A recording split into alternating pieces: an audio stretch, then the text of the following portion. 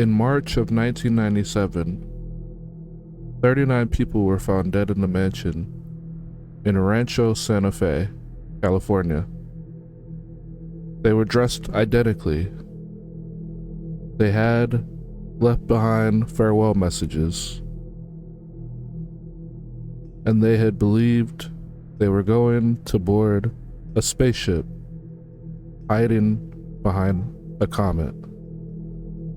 This was Heaven's Gate, and at the center of it all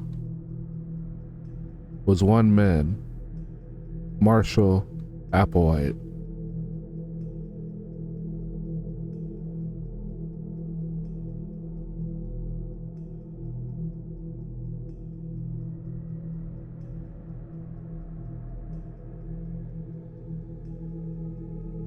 Marshall Earth Applewhite Jr. was born in 1931 in Texas. The son of a Presbyterian minister, he was raised in a deeply religious household. From a young age, he showed a passion for music and theater. Applewhite pursued a dream and a career in academia and the arts, teaching music and performing opera. But despite his talents, his life was marked by inner turmoil, especially regarding his sexuality and his faith.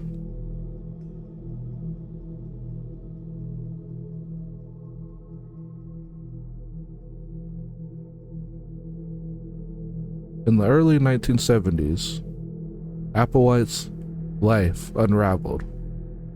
He was dismissed from his job at a university after allegations of an inappropriate relationship with a male student. He reportedly suffered a nervous breakdown. And it was during this time that he met the person who could change everything. This was Bonnie Nettles. Bonnie Nettles was a nurse and a spiritual seeker with a strong interest in the occult, astrology, and other New Age beliefs. When she met Applewhite in 1972, she told him it was destiny, that she had seen their meeting foretold in a vision. Together, they believed they were chosen, not just by God, but by higher beings from another world. They weren't just humans, they were the two mentioned in the book of Revelation.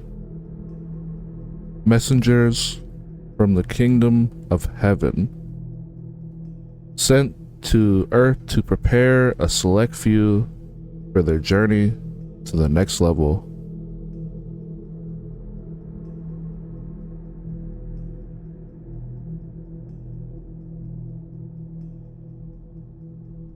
Calling themselves Bo and Peep, Applewhite and Nettles traveled the country preaching their gospel.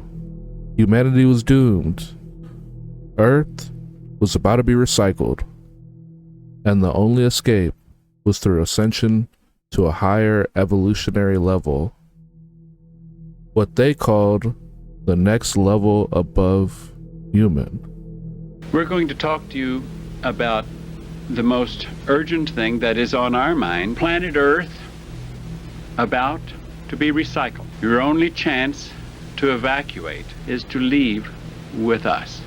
They gained followers, not many, but enough to form a nomadic cult.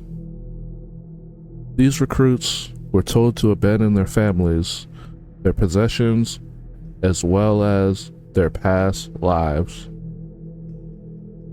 In return, they would be saved and welcome aboard an alien spacecraft that would carry them away before the Earth was destroyed.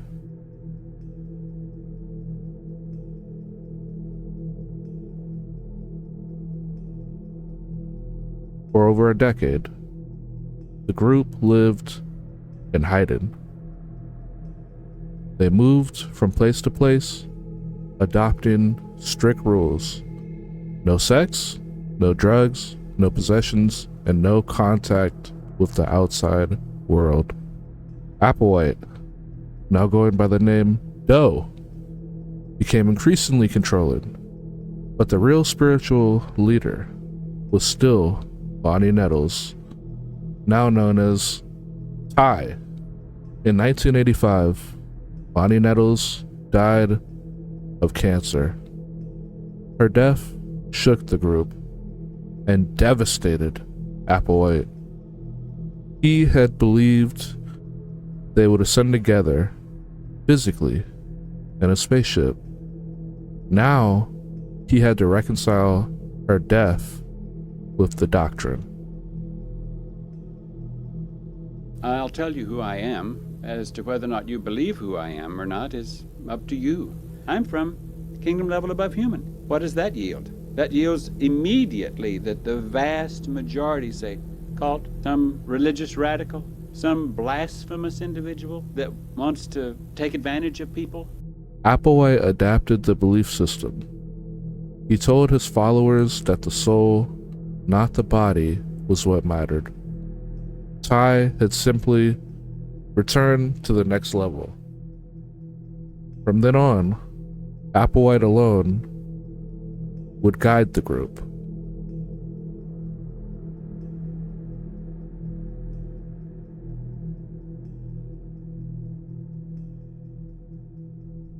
In the 1990s, Heaven's Gate embraced the internet, one of the first cults to do so.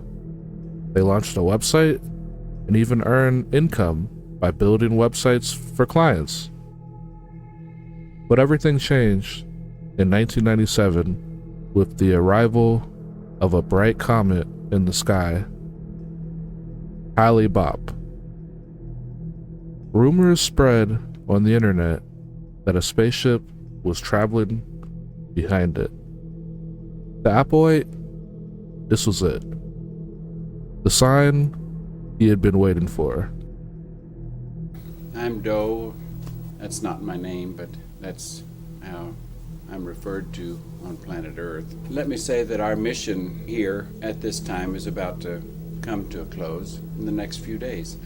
We came from distant space and even what some might call somewhat of another dimension, and we're about to return from whence we came. When we came, we had to take human bodies. We didn't take them as infants. And we've been ignored, or we've been called a UFO cult, or we've been called some New Age cult, or,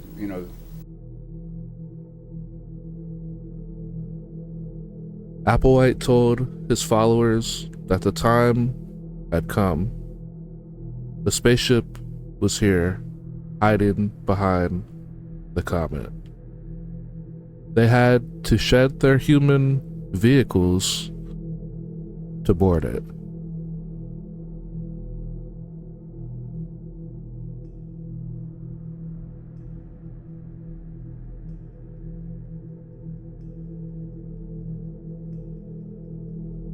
In late March 1997, over 3 days, 39 members of the Heaven's Gate cult died by suicide in a coordinated ritual. They consumed a lethal mixture of phenobarbital and vodka, then laid down on their beds with purple shrouds over their faces. Each wore black clothing and Nike sneakers. Each had a $5 bill and few coins in their pockets, a sign of payment for their interstellar journey.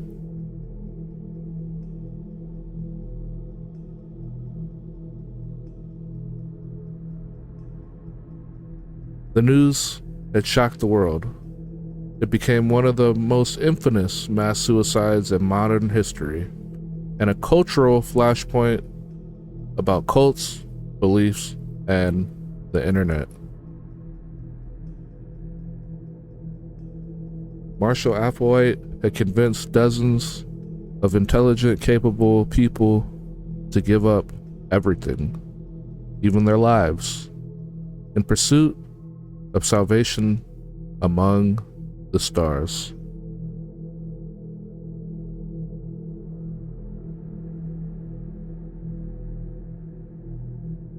And we've been ignored, or we've been called a UFO cult, or we've been called some New Age cult, or, you name it, whatever cult you want to call it, we've been called that. We're none of those things, but we can understand why someone would call us that when they do not have and have not been given the knowledge to see us for who we are. The issue is you're going to hear about our exit in the news about these individuals who committed suicide. We're going to tell you that those who write that kind of information are ignorant of the evolutionary level above human. They don't know how else to write because they have none of that knowledge in them.